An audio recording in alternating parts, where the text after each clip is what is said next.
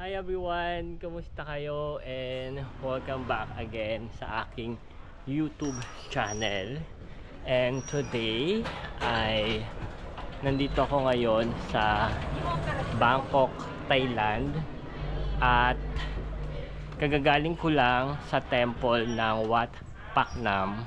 At nakakalungkot kasi nire-renovate yung pinakamalaking Buddha doon. So nakasarado siya o nabalutan siya ng telon kasi nga parang pinipinturahan ata yun o nililinisan.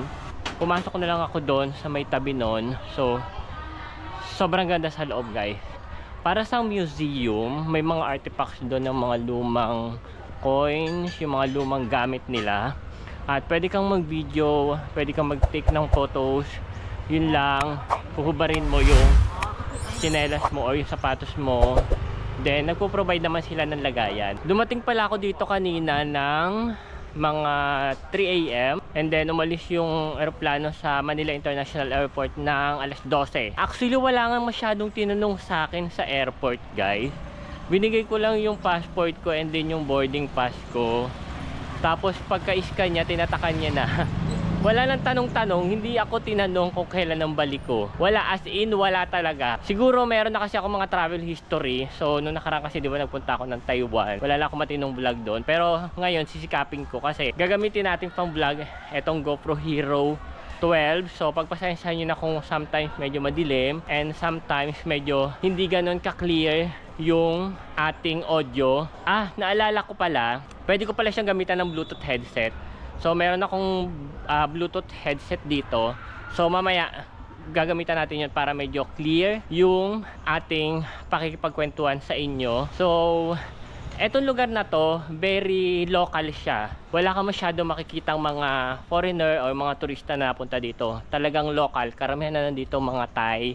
Tapos yung mga daanan, iskinita. Kanina yung dinaanan ko dito, puro eskwelahan. Tapos puro motor yung daanan. Siguro mga 7:30 yun, papasok kasi sa school. So ngayon, etong way na to kanina, puro motor. Ngayon wala na. Maghahanap lang ako ng makakainan kasi guys, gutom na talaga ako. Wala pang laman ng kanin ng tiyan ko. So baka pumunta na ako ng Khao San or magte-tren muna ako papunta ng Chinatown or doon na lang ako kakain sa may Chinatown. Maghahanap lang muna ako dito ng maiinom kasi sobrang uhaw na ako, guys. So babalikan ko na lang kayo mamaya pag nandun na tayo sa Chinatown. Explore pa natin to, etong Bangkok, Thailand na to, guys. So see you later, guys. Bye.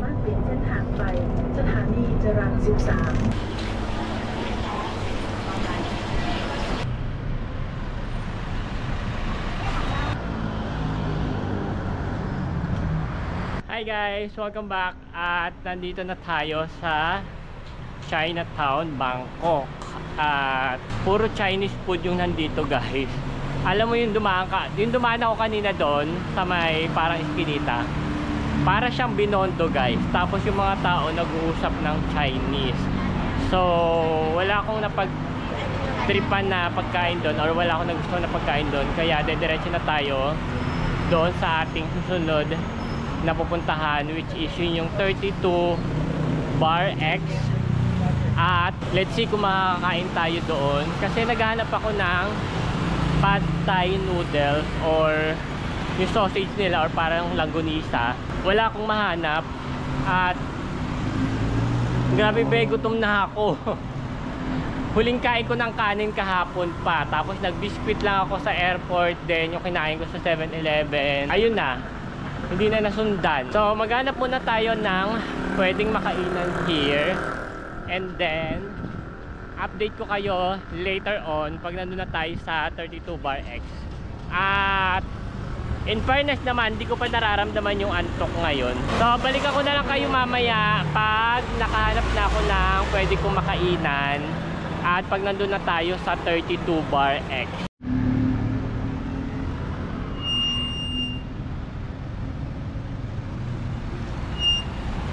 Guys, welcome back. So ngayon, ayan, bumili na ako ng tubig sa 7-Eleven kasi hindi ko na kaya, uhaw na talaga ako at hindi ko na alam kung saan ako patungo. Kasi very local na yung mga nandito, as in local Thai na lang yung mga nakikita ko at wala akong nakikita na mga foreigner. Basta sinusundan ko lang yung Google Map at sana makita ko yung hinahanap ko. Pero magpas ako be, kakadaldal, katangahan. Ayan, bumalik tuloy ako. Dito pala siya sa kabila. So, dito tayo papasok sa may Eskinita here. Sana tama lang yung direksyon na pinupuntahan ko, no? Sabi ni Google Map, diretso lang daw ako dito. And then, hindi ko alam kung kakanan ako or kakaliwa. Makikita ko na siya. Grabe ah. Liblib na liblib ah. So, ayan. Ito na nga yun guys. Nakita ko na. Ito. So, ayun, nakita ko na guys. Yung 32 Cafe. So, ayan. Ito na. Nakita ko na. Oh my god, sarado yata. Halabi, mukhang sarado nga. Sarado pa siya be. Mamaya pa siyang alas 11. 11:40 AM to 7 PM weekdays. Pag weekend 10:40 AM. Masyado akong maaga guys. So dahil masyado maaga tayo, pipicturean ko na lang siya. And then punta na tayo dun sa ating next destination.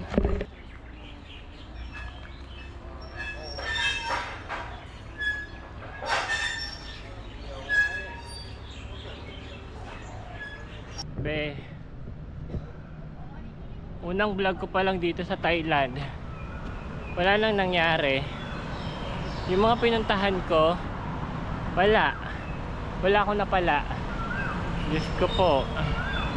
So sana etong susunod na pupuntahan ko may mapala na ako, no?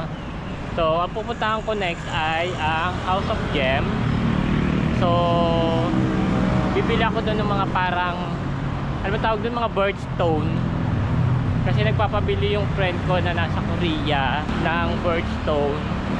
And then after kong bumili noon, dadaling ko siya sa isa sa mga temple dito, parang papablessingan ata. And then yun yung ibibigay ko sa kanya. Actually hindi niya babayaran yun, ibibigay ko sa kanya yun.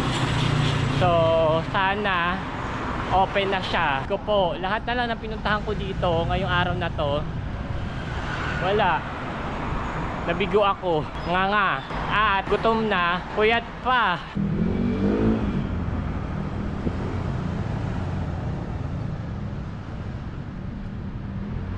So ayun guys, wala akong napala. Grabe yung vlog natin today, parang walang kakwenta-kwenta. So bawi na lang ako sa susunod. So ngayon ang gagawin ko is pupunta na ako ng hotel kasi alas 10 na. At medyo lapot-lapot na yung katawan ko be. Walang bracelet na tinitinda doon. So ang meron lang mga literal na bato talaga. So wala siyang bracelet. So ngayon pupunta ako dito sa may tapat ng Icon Siam. Magbo-boat na lang ako from here hanggang sa Khao San Road kasi doon sa Khao San Road yung hotel. At doon na lang ako sa lobby ng hotel be magpapahinga kasi hindi ko na kaya be. Hindi pa ako kumakain. Grabe yung vlog ko ngayon.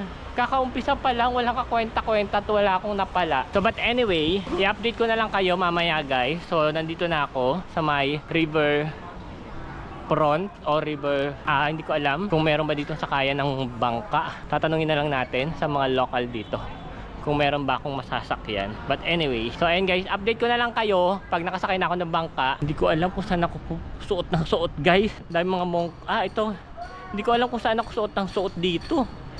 Ito, meron dito. Akala ko naliligaw ako kasi ang daming mga monk dito sa taas, mga estudyanteng monk. So ayan na, nandito na tayo finally sa tapat ng Icon Siam. And then, yeah. So dito ko na lang tatapusin yung ating vlog guys. So abangan nyo na lang yung next vlog ko. Siguro doon sa hotel. And then yeah, bago ko i-end pala to, ipapakita ko muna sa inyo yung Icon Siam here. And then abang tayo ng boat, okay? So, hanggang dito na lang guys, and see you on the next vlog. So, pagpasensyahan nyo na kung walang kakwenta-kwenta yung ating vlog for today. So, but anyway, so first vlog natin yan at first day natin dito sa Bangkok, Thailand. At marami pa tayong dapat abangan, or marami pa kayong dapat abangan dito sa ating Thailand vlog this December. So, December 2 na kasi ngayon. So, yun lamang at maraming salamat. Kung hindi ka pa nakasubscribe, mag-subscribe sa aking YouTube channel at click nyo katabing bell notification at pakilike na rin ang video na to at mag-comment ko dyan sa baba dahil magkakaroon tayo ng pag-giveaway.